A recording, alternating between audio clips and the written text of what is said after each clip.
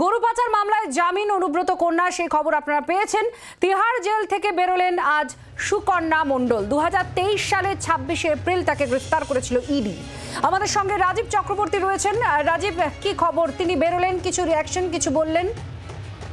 দেখো, সুকন্যা মণ্ডলকে দুদিন আগেই দিল্লি হাইকোর্ট জামিন দিয়েছে এবং তার জামিনে মঞ্জুর করার কিছু শর্তও রাখা হয়েছে। সেই শর্তগুলো পূরণ করা এবং আইনি কিছু কাগজপত্র তৈরি করার কারণেই সময় লেগেছে। আজকে কিছুক্ষণ আগেই তিহার জেল থেকে বেরোলেন অনুব্রত মণ্ডলের কন্যা সুকন্যা মণ্ডল। আমরা জানি যে গরু পাচার মামলায় তাকে প্রায় 15 মাস আগে ইডি গ্রেফতার করেছিল। অর্থ তছরূপের অভিযোগ ছিল তার বিরুদ্ধে এবং দীর্ঘদিন ধরে সেই মামলা চলেছে দিল্লির রোজ অ্যাভিনিউ আদালতে। দুদিন আগে দিল্লি হাইকোর্ট তার জামিন মঞ্জুর করেছে এবং আজ কিছুক্ষণ আগে তিনি জামিনে মুক্তি পেলেন এবং বেরোলেন জেল থেকে। যদিও তিনি কোনো প্রশ্নের উত্তর দেননি, তিনি কোনো কথা বলতে চাননি।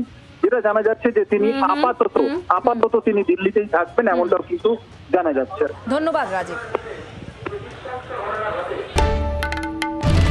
বাংলার আওয়াজ, বাঙালির আবেগ, জি 24 ঘন্টা।